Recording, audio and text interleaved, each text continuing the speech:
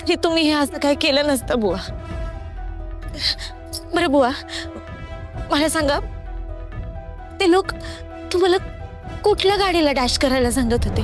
त्या गाडीमध्ये कोण होतं आणि त्या गाडीतल्या माणसाला का मारायचं होतं त्यांना? काय एवढे पैसे द्यायला तयार झाले होते सांगा ना बुवा। हा, मला काय सुद्धा माहित नाही बघ राणे। अगं मी ती विचारायच्या परिस्थितीतच नव्हतो।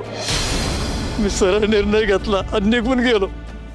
अगं मी तर गाडीला ठोकणारच होतो, पण देवासारखं तू आडवे आलेस आणि माझ्या हातातनं पाप होता होता राहिलं। देवाच्या मनात वेगळं होतं पोरी, त्याच्याच मनात होतं म्हणून नेमकं लग्न मोडून गेला आणि इंद्र सरांनी लग्नासाठी होकार दिला। त्या वरच्याचा खेळ कधी कधी आपल्या नाही ध्यानात येत ग।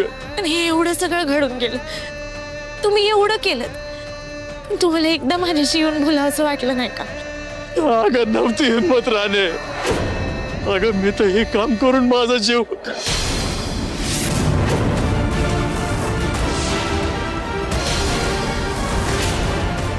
तुमचा जीव काय बुवा?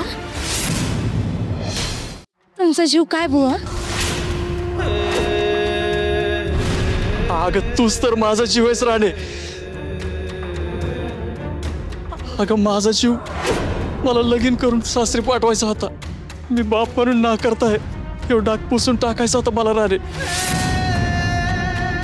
अगं त्याच्यासाठी लई मोठं पाप करायला निघालो तुम्ही। मला माफ कर पुरे, मला माफ कर।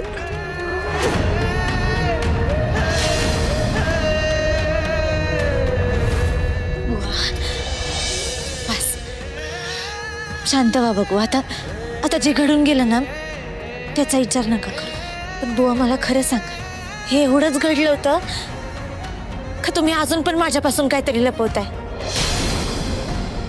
बुवा मी काय विचारतेय? नाही पोरे, अजून काय लपवणार आहे?